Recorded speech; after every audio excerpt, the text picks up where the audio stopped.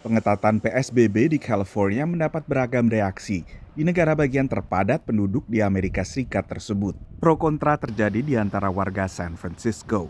Seems like the logical thing to do, and I also recognize that the implementation is going to be difficult and messy and not terribly consistent, but given the skyrocketing caseloads and hospitalizations, I don't see how they really have much choice. There's no real reason why people shouldn't be able to eat outside, considering that in other counties they can. It's unfortunate, and I think as businesses, especially in San Francisco, considering the prices that we pay to be here, and now we're not given a chance to even keep businesses open. Dampak ekonomi lockdown dan upaya mencegah penyebaran virus corona juga menjadi dua pertimbangan yang memunculkan pro dan kontra.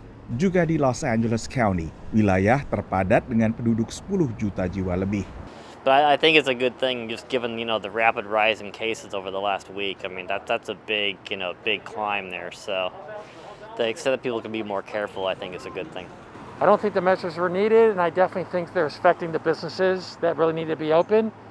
I think you can have outside seating. I've been seeing it. The social distancing works, and I just think listen, I'm all for safety and everything. I got that, but above and beyond, I think it's overreaching.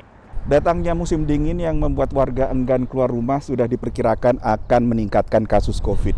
Lonjakan kasus COVID dan juga banyaknya kematian akibat COVID-19 ini memaksa pemerintah daerah untuk bergulat dengan pilihan apakah akan membiarkan saja kegiatan usaha seperti restoran atau memperketat PSBB sehingga mematikan pemasukan dari perusahaan-perusahaan kecil dan menengah tersebut.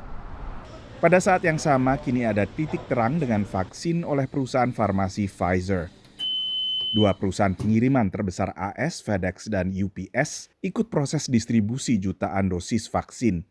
Bos dua perusahaan ini, dalam kesaksian kepada Kongres, menyatakan kesiapan mereka bahkan sebelum kandidat vaksin disetujui oleh Badan Pengawas Obat dan Makanan Federal FDA. There will be no higher priority shipments in our network than these vaccine shipments. So they will have the highest priority of anything we carry. Kedua perusahaan akan membagi wilayah pengiriman. UPS mendistribusikan vaksin di belahan timur AS, sementara FedEx mengambil bagian barat. Kedua perusahaan ini memasang alat pelacak di setiap paket untuk memastikan vaksin bisa dipantau keberadaannya hingga tujuan.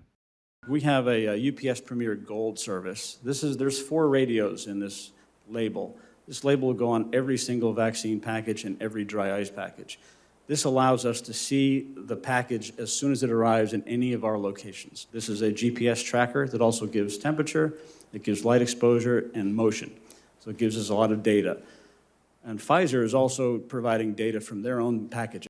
Gelombang pertama pengiriman vaksin mencakup hampir 3 juta dosis, sementara target distribusi vaksin Pfizer selama Desember adalah 25 juta dosis. Dari Washington DC, Nova Purwadi, VOA.